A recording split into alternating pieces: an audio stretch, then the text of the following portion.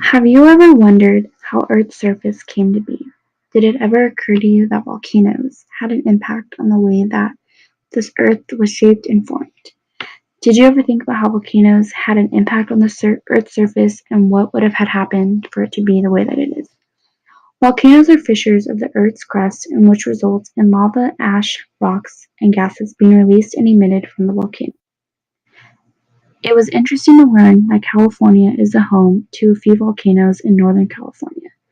I had the great opportunity to explore Lassen Volcanic National Park, where I learned that it is home to many volcanoes, in which some are active and some are non active. In this national park, I learned that it is home to a few different volcanoes. Two of the ones that I was able to hike near and learn about were Cinder Cone and Mount Shasta. I was able to see the different kinds of volcanoes that were in this national park. It was crazy to learn that Lassen is home to one of the biggest volcanoes, Mount Shasta. It is the fifth biggest volcano in the state. Mount Shasta is at an elevation of 14,179 feet. It is considered to be an active volcano. However, the last time that it erupted was in 1786. This volcano can release volcanic ash, dacite, and andesite lava.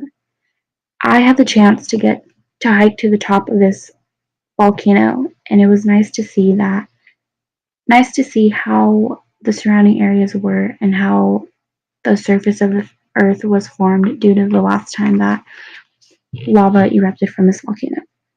Cinder Cone is another volcano that I was able to explore and hike up. It is surrounded by lava beds that were formed from the last time that lava was erupted from the volcano. While I was there, I learned that many rocks were erupted from this volcano and shaped the lava beds. We were able to see that the rocks that were released created these lava beds and were still in place, even though it took place a long time ago. We learned that volcanoes erupted when magma rised due to tectonic plates moving away from each other. This then forms lava. It was really interesting to see how the lava left the surface of the surrounding areas of this volcano. The surface near the volcano was like sand. It was black sand rather than the typical tan or brown sand. It was very rough when you touched it, and it made it very difficult to hike up the volcano. The sand was very thick, and it was kind of challenging for everyone to walk through as we were hiking up to the top of the volcano. Once we were up at the top of the volcano, we were able to see why Cinder Cone Volcano was named Cinder Cone Volcano. You could see the structure of it and the form of it, and you were able to identify the difference between Mount Shasta and Cinder Cone. However, there was a big difference between the two. Not only was it the shape, but it was the different type of things that were released from there. Volcanoes are a big part of how the Earth got its surface, and it was interesting to learn that California is the home to many types of volcanoes.